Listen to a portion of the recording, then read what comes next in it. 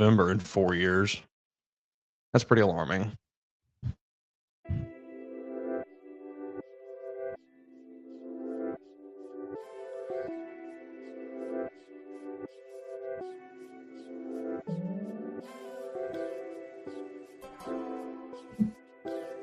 This is the Joe Gaither Show on BamaCentral.com.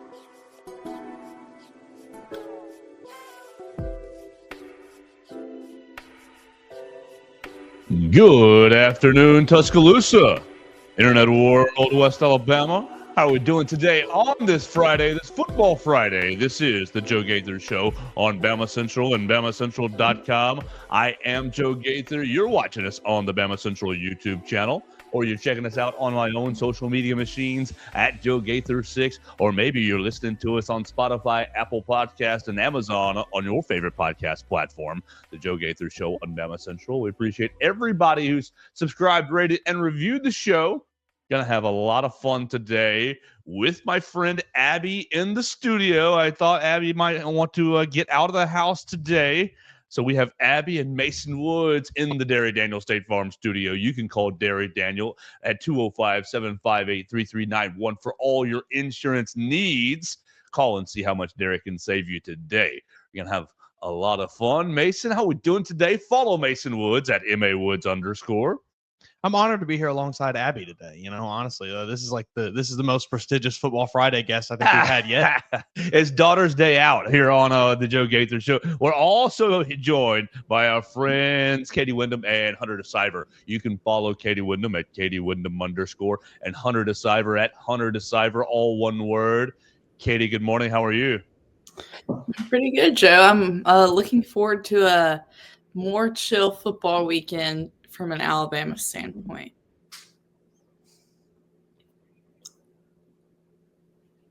Can y'all hear me? There we go. I can hear you. Okay. Perfect. It took me a second to get connected to Katie and hear her, but we'll go right to Hunter. Hunter, how are you feeling today, and how is your week going, sir? Yeah, it's been a good week. We got basketball tonight, but for now, I'm looking forward to some Football Friday, and it should be a nice day tomorrow at 1:00 and not 11 or 2:30 or 6:30. So. Absolutely. Hunter and Katie were in Death Valley last Saturday night for Alabama's big beatdown of LSU. So I just want to start with the show right there. We're going to hear the perspective from Katie and Hunter. We're going to talk, I guess, about keys to this week's game against the Mercer Bears. We're going to look at the rest of the college football slate, and we'll make picks and get out of here. It'll be a little quicker Football Friday just because, come on, it's Mercer. It's the FCS game, the bye game, so it's not as much to get into. We spent so much time on LSU last week. So let's still go right to Katie. It wasn't your first time in Death Valley, but I just want to hear you maybe compare it to other trips, and how did really the performance, Alabama's performance on the field, compare to what you were thinking going into the game? Yeah, I really did not think going into the game, we kind of would be talking about this in the press box, that of all the options, I didn't really think that was going to be one of just Alabama's complete domination. But I think they did a lot of the things we talked about on the show last week that they needed to, starting with the fast start and scoring on that first drive and quieting down that super loud crowd. Yeah, I think that was probably the sixth time I've been to LSU. So I'm not going to say that one was any louder than any other time I've been there. It's always loud down there. The rain threw an interesting wrench or element into it. But it was super loud before the game, and I think Alabama, the offense did exactly what they needed to, going and scoring on that first drive and kind of taking the crowd out of it a little bit. Then, the first play after the Alabama touchdown was that 50-yard kickoff return, and so then you're thinking, and then a 45-yard run. So then you're thinking, oh geez, the crowd's right back into it. But then they have the big stop in the red zone to hold them to a field goal. So, I think Alabama, obviously, if Kalen says after the game that's their most complete performance, he's been kind of hesitant to toss out stuff like that. I think we definitely saw their most complete performance. I think we saw, what they're capable of when they're at their best. And I think they answered the question with a potential road playoff game in the future of, can this team play well on the road and on a big stage? And they answered that they finally can. Absolutely. I totally second that. So, Hunter, it was your first time in Death Valley, and you're still an up-and-comer. How was it? How was it compared to any place you've ever been in college football? Yeah, so what was really interesting is that the press box, it was kind of an open window, so you kind of have that full crowd feel. And at first, it was super loud. Like, I had chills for like a good 5 minutes. And then Miller obviously scored that 39-yarder to open the game. And then after Caden Durham's 45, 50-yard run, Jahad Campbell had this 3rd and goal stop. It was a pass breakup. And then really from there, started off way up here, the volume, and it just got lower and lower and lower as the night went on. And obviously the seats got more and more open. And it really wasn't something at all I expected. Just based on the crowd noise at first in the beginning, I thought this would just be an instant classic like so many Alabama LSU games have been, but that really wasn't the case. And they really just dominated on both sides of the ball from start to finish. Dominated from start to finish, absolutely right, down in Death Valley. And it's really 2 weeks in a row that Alabama has put the clamps on an opposing team and really just made them impose their will. And so we'll see if the Crimson Tide can continue to do that. They're going to play Mercer, Oklahoma, and Auburn. We will be out at Oklahoma and Auburn, and obviously tomorrow in Bryant-Denny Stadium's press box. Mason, look, it's the FCS game. It's a bye game. It's okay. Yes, Nick Saban, respect every opponent. We respect every opponent. They're 9-1. The Mercer Bears. They're SoCon leaders, right? Number 5 seed in the FCS playoffs. They're a good team. Well, how can we respect this opponent? What are we going to be looking for tomorrow? What's the right way to approach this FCS game in Bryant-Denny Stadium? I mean, I just think you have to. Y'all are both muted. Go ahead. You can't make any bad mental errors. I think Alabama just has to do the small things right. You have to focus on the fundamentals here. I think, this is not the game to necessarily try and do a bunch of like crazy things, flashy offensive, defensive things. I understand that it's Mercer. Maybe you can take some shots you wouldn't against maybe more talented teams, but just play good, clean football. Like it should be very easy to beat this team fairly handily if you're Alabama with the talent level you have compared to the talent level they have, with the level of physicality that your players can bring versus the level of physicality Mercer can bring to the table. So I think for Alabama, it's just play a clean game. Play a clean game, and you've seen them do that over 2 weeks, or the last 2 games. Excuse me. Jalen Milroe, no turnovers down. Yeah, no turnovers down in Baton Rouge, and no turnovers against Missouri. Yeah. Katie, that's what we talked about last Football Friday. Can Jalen Milroe and the offense go into Death Valley and not turn the football over? So with that, and the bye week and the 2 performances we've seen, has the Alabama offense officially turned a corner and is now found consistency?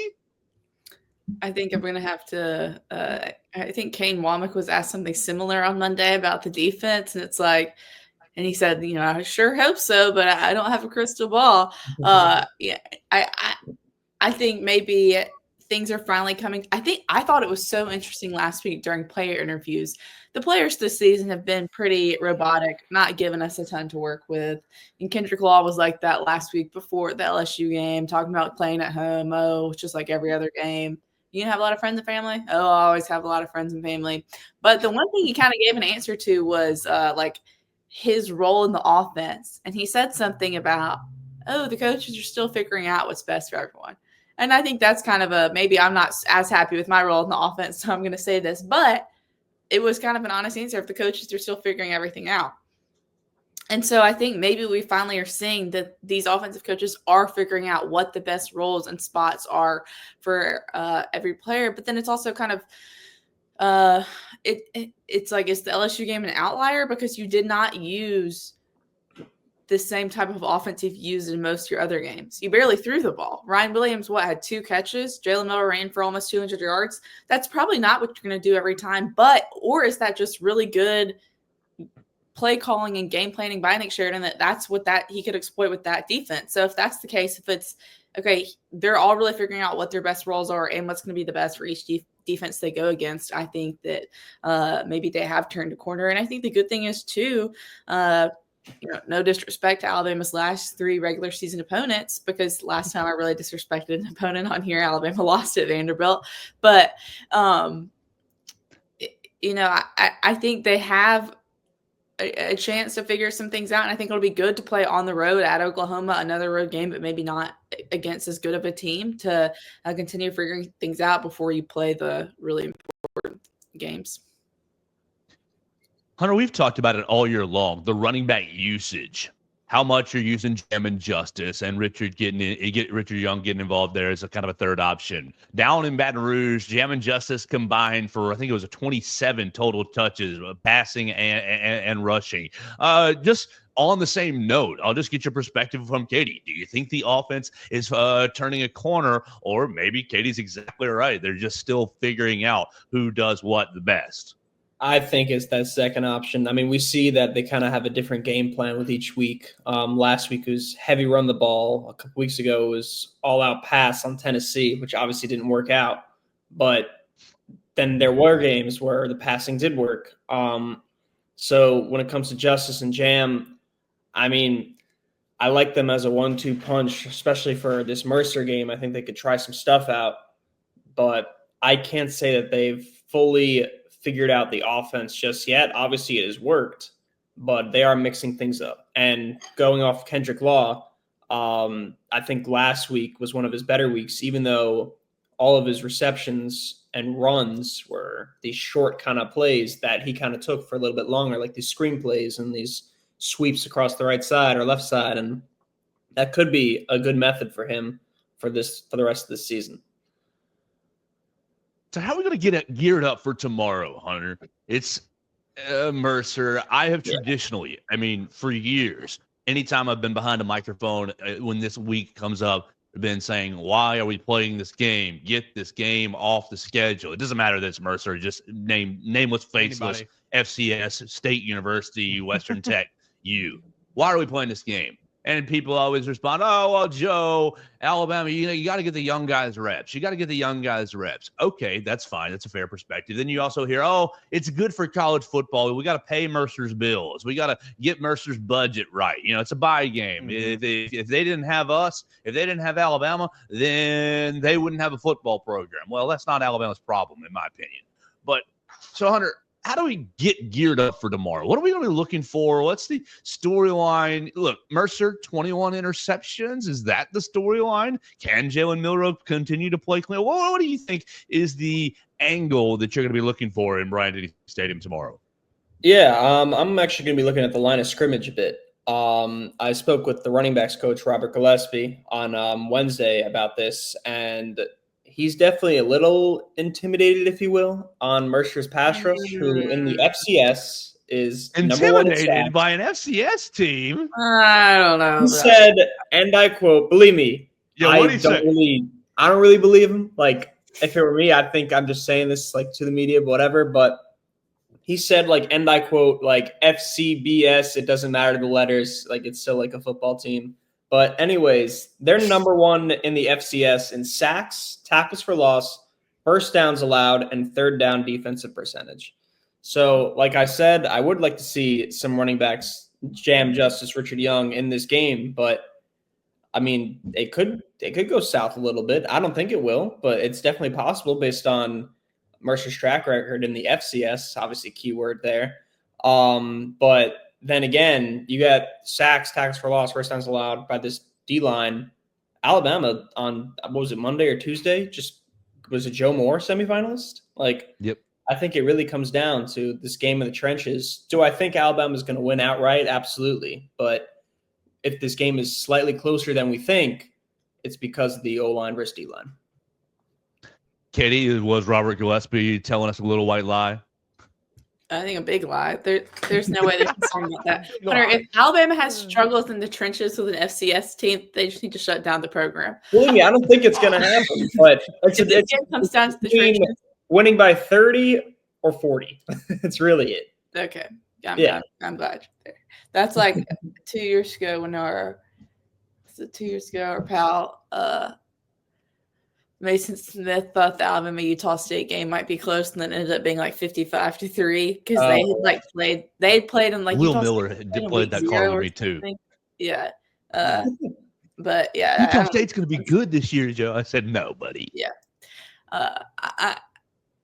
I think for Alabama this Saturday, I think that this staff and Kalen DeBoer really like the idea of getting guys who don't get to play a lot playing time. We saw that in the very first game this year against Western Kentucky, where there were walk-ons in the fourth quarter. There were third and fourth string guys in the fourth quarter. And normally under Saban, that would have never happened until the game that we have this weekend. They wouldn't even have messed with that. But I think Kalen really values walk-ons and what they bring to the program. And these backup guys have been working so hard all year. And so I think what I want to see is how quickly can they put Mercer away to rest the starters for the rest of the season and to see these backup guys get a chance to play in front of in Bryant Denny.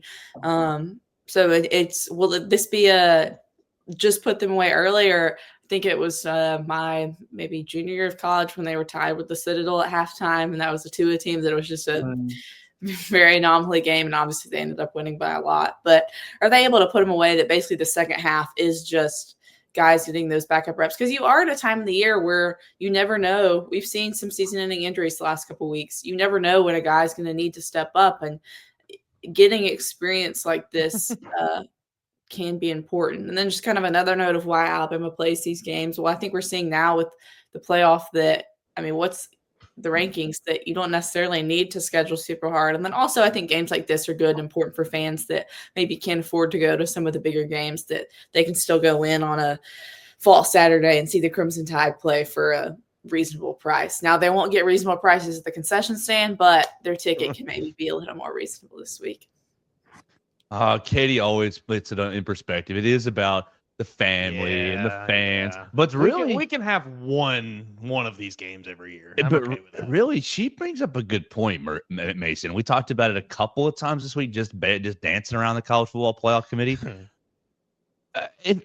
Look, last year when it was the 4, it was basically load your schedule up. We're going to reward your wins, right? We saw that. Texas got rewarded for their win in Tuscaloosa. Alabama rewarded for its win in Atlanta. Like, the wins mattered with the 4.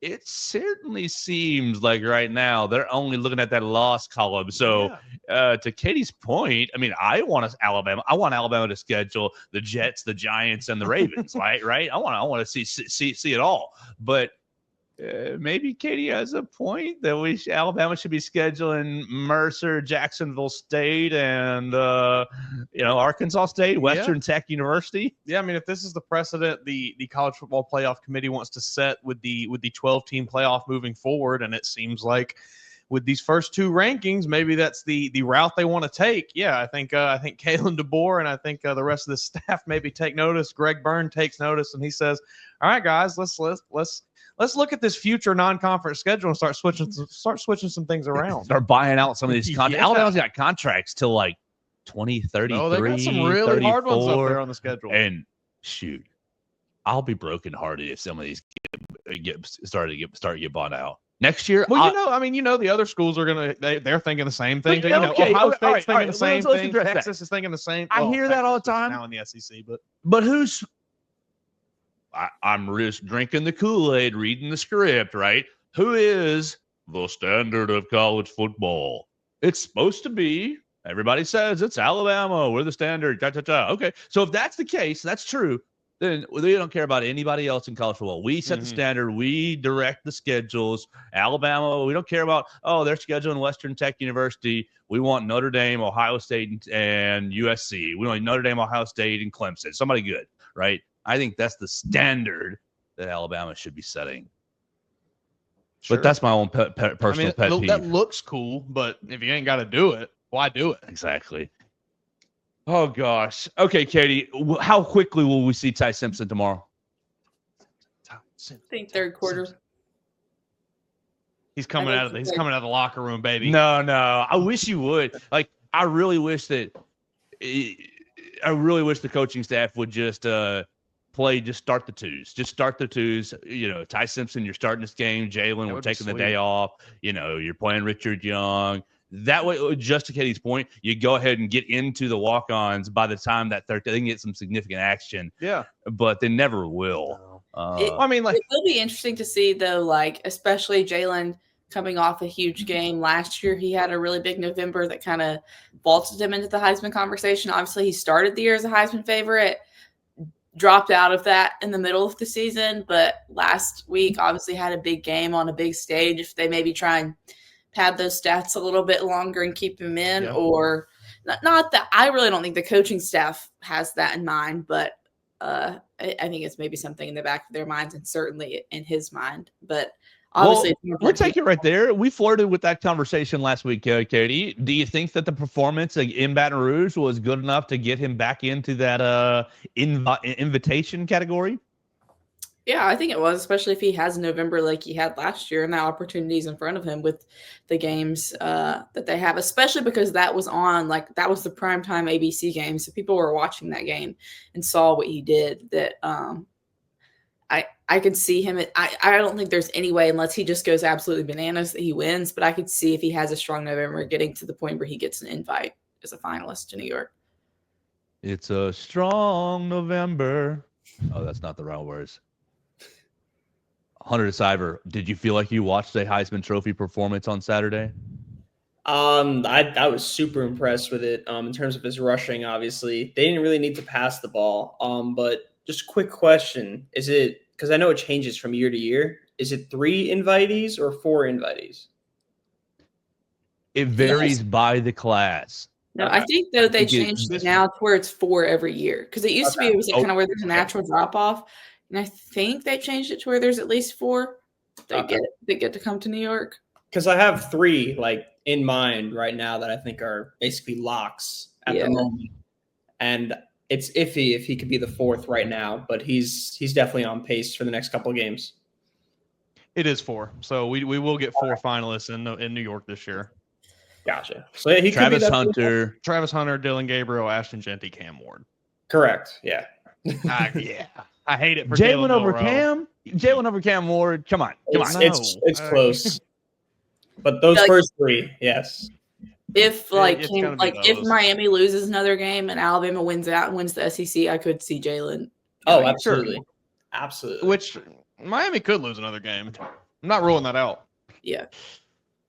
All right, we spent 20-something minutes just kind of dancing around tomorrow's game against the Mercer Bears. Let's look at the rest of the week's schedule. Let's do that, and then we'll start to make our picks. We'll talk about college football playoff, that sort of thing. Before we do, though, let's tell you about our friends Purple Turtle Roofing. They're the most reliable residential roof replacement company in Alabama and Mississippi. Whether it's addressing leaks, storm damage, or general wear and tear, Purple Turtle Roofing is going to be there to deliver exceptional roof repair for your property. They're the leading expert in local residential roofing solutions, specializing in providing unparalleled service and quality craftsmanship for all your roof replacement needs. Call Dustin Foley and his team today at 877-PT-ROOF-5 for your free roof inspection. That's 877-787-6635 to schedule your appointment, and one of their qualified employees will come check out your roof for free and make sure you're prepared for any and all of life's storms. Check them out online today at roofturtle.com.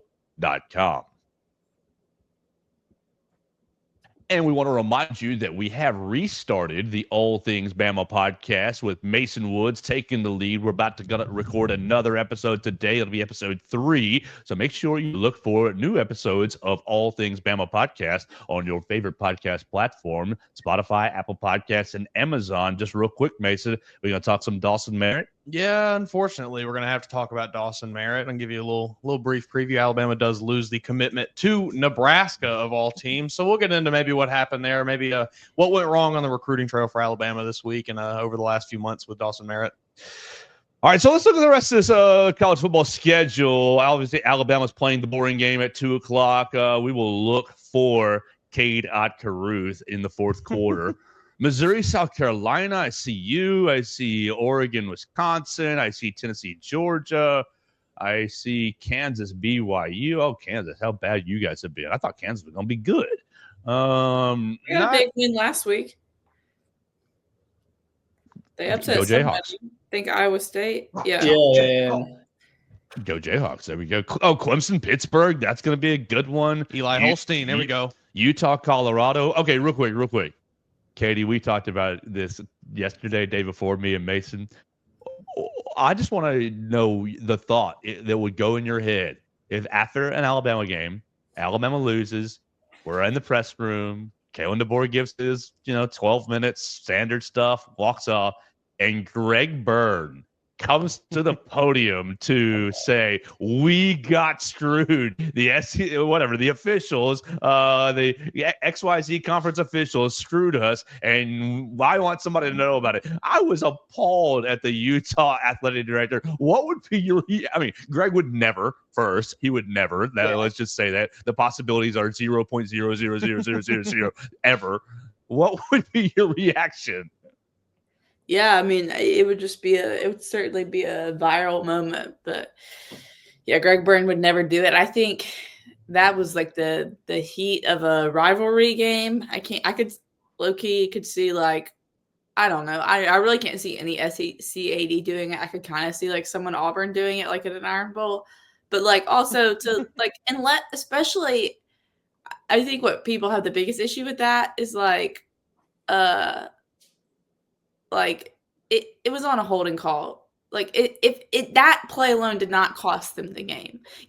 Sometimes there are like, it's really hard in a team sport to ever say one play determines the whole game. There's like a million different things you can look at, but especially like a holding call. So for him to be like, they stole the game because they called holding, it's just a little extreme. But yeah, it would be shocking if that happened with Alabama.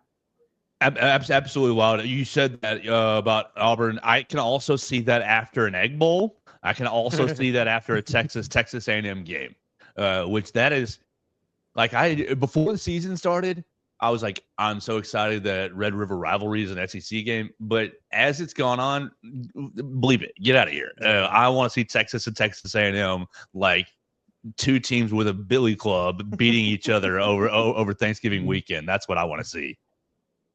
Let's get into our picks here because we want to make this a tighter episode because you guys are getting ready for an easy weekend. We got SEC slate right there. Okay. Oh, my gosh. Not a great We slate. are not the only ones playing a bad game. Auburn taking on UL Monroe. Kentucky's got Murray State. And Texas A&M, watch out, Diego Pavia's old school, New Mexico State as well. So let's go to the big boy slate, and then we will go to the SEC. Let's start Hunter to Siver, your boy Deion Sanders in Colorado at home. Colorado 11-point favorite over Utah. Colorado with the outside chance, still inside track, I think, to the Big 12 championship game. A little bit of an outside chance to the college football playoff. Obviously, you have to win the title. What do you think about Utah and Colorado? Yeah, I mean, I was telling somebody about this the other day that Utah every year before the season gets this crazy hype that's going to be like a top 10, even top 5 team. And with the college football playoff, everyone had them as like the 4 or 3 seed. And every year they kind of disappoint at this for the most part. And this year is no different. I could definitely see Deion Sanders beating out Kyle Whittingham for this one by probably around 10. To give Utah a little bit of credit, they have lost Cam Rising 6 out of the last 7 years. Katie, when do you move on from someone? Yeah, it's tough. I mean, the red shirts and the COVID years have really messed up college football for some people. Like just like the whole Diego Pavia suing the NCAA. It's like, brother, I know you've had a great college career and can make some money here, but like, just move on. Like, I understand it to an extent, but yeah. So anyway, I'll go with Colorado. The XFL is perfect for Diego Pavia, future Birmingham Stallion. Oh, please come be a Birmingham Stallion, Diego Pavia. I'll buy a jersey. So yes, I will buy a jersey. It's going on the background of the studio here if he goes to the Stallions. Yeah, for sure. What do you think, Katie? Utah, Colorado. Colorado going to go ahead and take a victory? Yeah, I think Utah is just too deflated after the loss last week.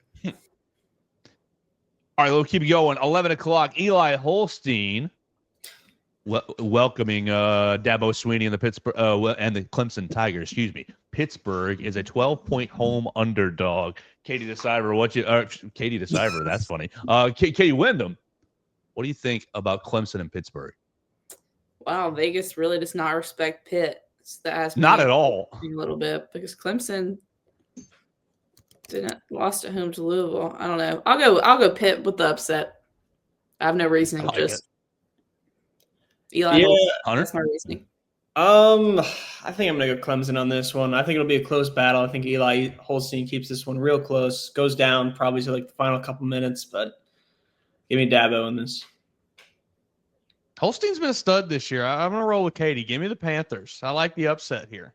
Yeah, my bias. This is a 4-touchdown game from Eli Holstein. Oh, My bias is showing. I'll ride with Eli Holstein as well and take the Pittsburgh Panthers. He was tearing it up the first few weeks of the season, like absolutely lighting up the box scores. He's been pretty good this year. Is the Virginia Notre Dame game worth picking? I mean, I know Notre Dame lost to Northern Illinois. Are we all taking Notre Dame 23-point favorites? yeah. All right. Notre Dame. They're playing pretty good ball right now. Keep going. Slide on down. We don't care. Oregon at Wisconsin. I mean, we all are a little thin, got a little soft spot for Wisconsin after being there this year. Do the Badgers have any chance? 13.5-point home underdog, Mason. Give me Oregon. Ducks fly They'll cover together. that, and they'll probably cover that. Yeah, that's Wisconsin's pretty not very generous good. spread right there. If they couldn't beat Penn State at home when Penn State had all these guys injured, they're not going to beat Oregon at home. But Ducks home fly schedule for together. Wisconsin, dang. Penn State, Alabama, Oregon, their season ticket holders got less. Yeah, hard year for the Badgers.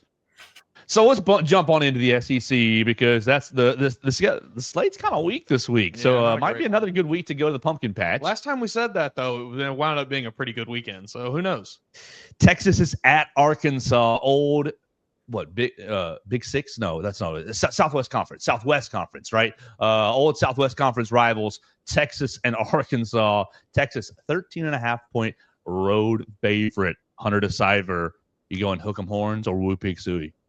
I'm definitely going with Longhorns here pretty easily, at least by 20 or so. I mean, Arkansas has obviously had a few big games, big wins, but I don't think they can do it against Texas. Katie? Disrespecting the Razorbacks. I'm going to go with Texas, too. Arkansas has just been such a confusing team. Yeah. They beat Tennessee at home, but then get blown out by Ole Miss. And when does this team ever play on the road? How do they have Tennessee, Ole Miss, and Texas at home? Yeah. They were at Oklahoma State, at Auburn, at Mississippi State, and they're at Missouri. That's a great road schedule. Yeah. Yeah. Which that game could Hunter, end up determining whether or not Alabama makes the SEC title game. Oh, Arkansas at Missouri, yeah, the late one. That's gonna be. We're all gonna have to watch that, and we're all just gonna be glued to it, and it's gonna be some bad football. You think Sam Pittman can sneak one right here? No, man, I like Arkansas, but no, they can't. I do think It's gonna be closer. I think there is the a good 13. chance they cover this 13. Yes. I think Arkansas is a feisty team. I think they have shown that this season. They can play up to their competition and kind of get into games where they don't really have any business being in them, but then they also can go out there and just completely lay an egg sometimes. So, has Sam Pittman saved his job for this season? Probably at this point, I would say. But if they go out here and get absolutely embarrassed, maybe he's back on the hot seat.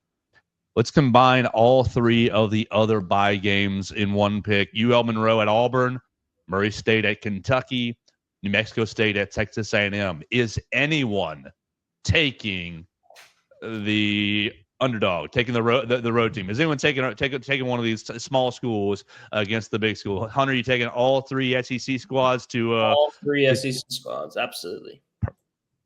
I'm as well, but I'd keep it. I was talking to our friend EG from the next round, and she was saying Louisiana Monroe, which I'm looking at the record, they're 5-4, but could present a little bit of a challenge for the Tigers. So, but I think there are no easy games for Auburn. Yeah, I mean, Auburn is the only one out of that bunch, I think, that that really has anything to worry about, if you're watching that game. But, give me Auburn. They'll probably win that one. All right, 2:30, big-time rivalry game. LSU trying to bounce back against the Florida Gators. LSU 3.5-point road favorite. Hunter DeCiver, did you like what you saw in person from LSU enough to take them on the road in the swamp? I mean, they absolutely need a bounce back game. It doesn't seem like it's possible for them to make the college football playoff. They're more or less going for these bigger bowl games instead that aren't, of course, in that college football playoff. It is still very possible. It's definitely for LSU. possible because they could win Yeah, their seed. They have the tiebreakers. They have a lot of the tiebreaker advantages as well. Yeah, but it's unlikely. It's actually not like. No, Really? I think it's probably about a 45% chance. They still got a pretty good chance. It's unlikely for them to get an at-large bid at this point, but they can still very much make the SEC championship, which doesn't seem like it should be right, but it is. I understand. Okay. I mean, well, with that in mind, then I think they definitely absolutely need this bounce back game to go their way. After what happened in Baton Rouge, obviously the Swamp isn't necessarily a easy place to play in. Florida's kind of been so-so this year. I think they could definitely win this one by a good bit. I don't know. Even though they do still have their playoff chances alive, I can also see LSU just folding their tent for the season and being like, we're done. We lost that game. We got embarrassed at home. Vegas clearly doesn't have a ton of confidence in them at this Florida game. So this one's tough for me to pick, but I will go with LSU. Especially because DJ Lagway and the Gators situation. Yeah. Sorry. I as far as I am aware, DJ Lagway is expected to play this weekend. 15 hours ago from ESPN, Gators, Lagway, ready to play. This is a very different Florida team with DJ Lagway on the field. Yeah, he has saved Billy Napier's job this season, and he's gonna beat LSU this weekend at home in the Swamp. I don't know what time. Is it a night game? 2:30. Either way, give me the Gators. This is Billy Napier. He's going to turn to the boosters and say, "Look, here's what we can do. Now give me some money and let's go get some recruits." I 100% agree with you. And Katie led on to it towards the end. This is prime spot for LSU crumble, for LSU just fall apart. Yes, Hunter's exactly right. We should bounce back. We need it. Our hopes are still alive. Everything's still in front of us. Brian Kelly's not mentally tough. I think they go into it'll be close for sure. But it's going to be like, if you watch it from start to finish, there'll be 3 or 4 different things that happen to LSU in that game that you'll think, what the bleep? And they'll lose because of it. I like Florida in this one. I do too. I just got a feeling a rivalry game at home. They just gave the vote of confidence to Billy Napier. Everybody's riding high. DJ Lagway is going to play. I think it's prime spot. But watch me be totally wrong. Well, I say I'm going to stick with it. The furtherance of this thought is, how bad is that going to be for Alabama? Everybody's hyping up this Alabama win. It was a great win, no matter what. It's a great win, no matter what happens to LSU. But if LSU falls apart and crumbles in the Swamp this coming week, you're going to have a lot of people, the outsiders, the naysayers. Oh, well, does Alabama really have any good wins? Georgia hasn't looked so good. Oh, LSU hasn't looked. That could wind up being the difference between Alabama maybe getting a home playoff game and not. I think that's true. All right. So 3:15, Missouri at South Carolina. Look, I don't want to see these teams play. I want to see Shane Beamer and Eli Drinkwitz locked in a cage. That's what I want to see. South Carolina, 13.5-point favorite. Who you got in that cage fight? Beamer. Yeah. I think Beamer's just meaner. I think Beamer, he'd fight dirty. I think Beamer would go in. I think Drinkwitz, he'd pull the, I thought there's no biting. Who said there was biting allowed? Yes. Beamer says, how far into the pain cave are we going? And I'll go further. I'll go even further. So I like Beamer in that cage fight. Missouri is at South Carolina. South Carolina's a 13.5-point home favorite. Under Siver, is Sandstorm going to be raging and they're going to win again? Absolutely. I like what South Carolina's been doing the last couple weeks. I think they decimated Vanderbilt, which obviously, if I said that a year ago, that wouldn't be anything crazy. But they beat a bowl-eligible team by 21 points, and then the week before, they beat Texas A&M in this massive upset that led to a field storming. And I could definitely see them beating Mizzou, who's kind of been decreasing in their value over the last few weeks. That was a polite way to put it. Yeah. Give me South Carolina. That was very diplomatic. Yeah. Eli Drinkwitz says we're still in the playoff picture. Will he be in roughly 30 hours or so? No. South Carolina. I love short and Absolutely. sweet. Stock up on the Gamecocks. They're going to beat the brakes off of them. Stock up on the Gamecocks. Beamer ball is real. I believe in South Carolina. I genuinely think they are building something. I think Lenore Sellers is a talented quarterback. I think he's pretty good for them. I think what they're doing there, on the back half of this season and moving into next year, they're a team to watch for 100%. They're going to beat the brakes off of Missouri. I really think. I don't think this matters one way or the other. Do we know who's playing quarterback from Missouri? Drew Pine played last week. I don't know what Brady Cook's situation is. Either way, I think I'm taking South Carolina. Yeah, that defensive line's going to hurt whatever quarterback is back there. Yeah, it doesn't matter. Last game for us before Alabama and Mercer. Tennessee is at Georgia. Massive game for Alabama. Huge game for Alabama. You talk about the SEC championship picture. You need to be watching this one. Georgia needs a win for you if you're an Alabama fan. If you're a Tennessee fan, the world will burn down if they end up in the SEC championship game. Everybody saw what they did after the baseball national title. That might bring on the apocalypse. So, Hunter. Yep. Nico Iamaleava may or may not play. You're seeing lots of people say, yes, he will play, and a few people saying, no, he won't play. So that status still probably up in the air.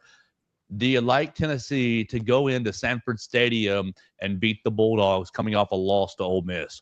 Yeah, I mean, I know he's currently in like a concussion kind of protocol at the moment. From what I've heard, it seems like he's going to play. I mean, they kind of said that. I don't know which member of the organization, of Tennessee's organization, said it, but like literally like that night, like they said, oh yeah, he'll be ready for Georgia. So I'm going to stick with that. However, I don't think it'll be enough. He's kind of been inconsistent this season. And I think Georgia really needs this win, especially since they're the home team. I think they get this one done pretty easily.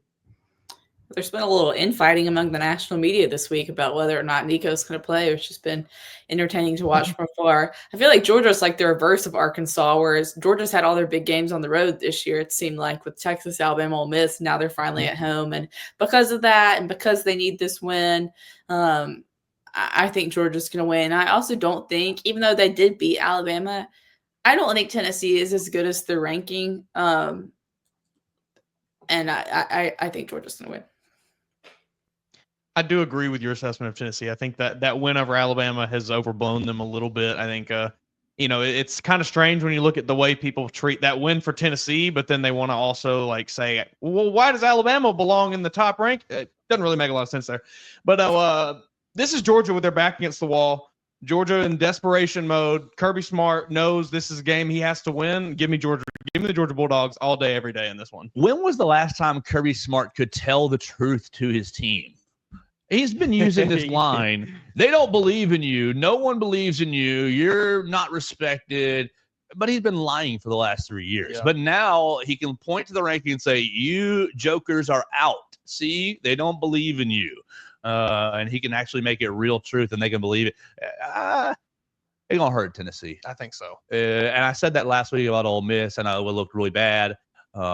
Yeah, but if Nico is not playing, and even if Nico is playing, he has struggled this year. He hasn't looked great. I mean, look, he missed what 5, 6, 7 bomb shots against Alabama that could have really broken that game open. I'm going to go Georgia, and I'm going to go Georgia by 10. I think it won't be a blowout, but Georgia finds their footing a little bit this week.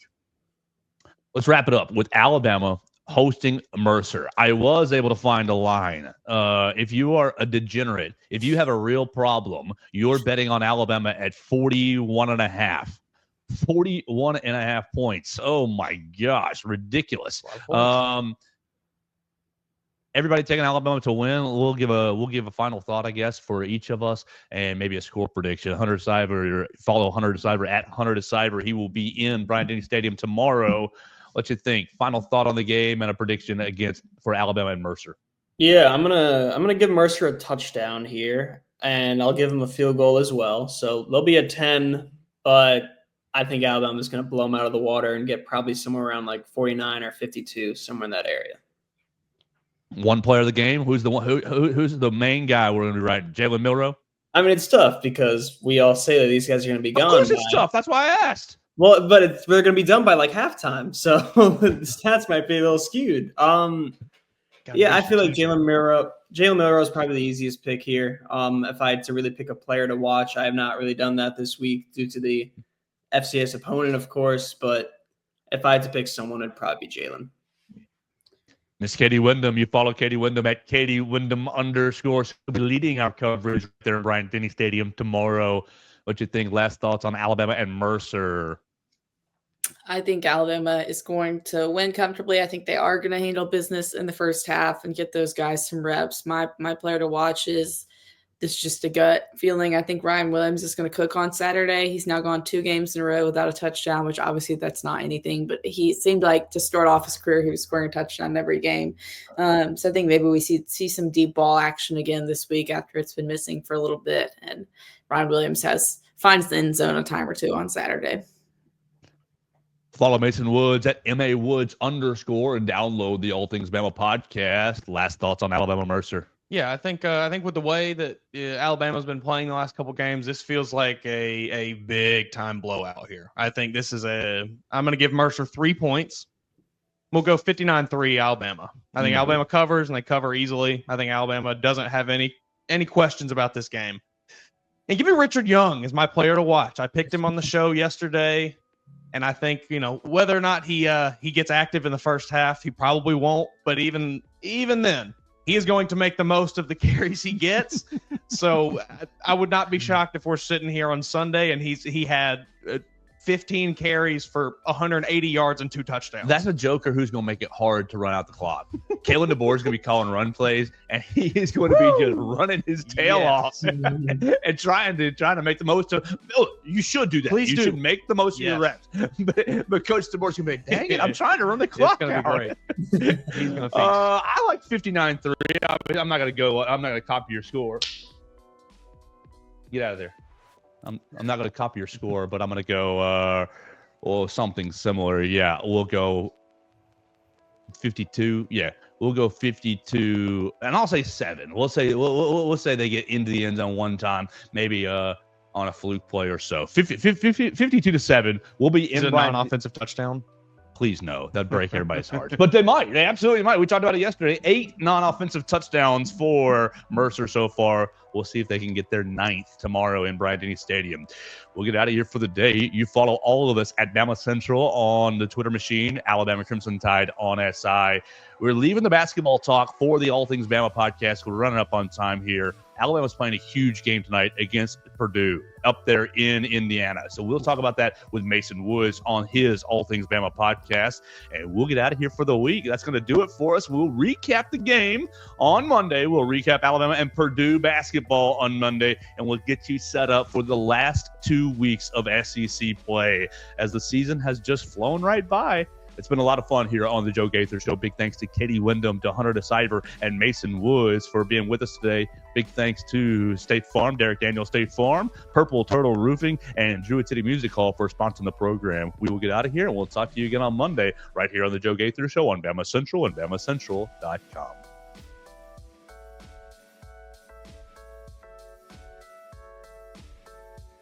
Thanks for joining us on today's edition of the Joe Gaither Show on BamaCentral. Keep up with Joe on all his social media pages at Joe Gaither 6. Subscribe, rate, and review the show on Spotify and Apple Podcasts, and be sure to read us daily at BamaCentral.com.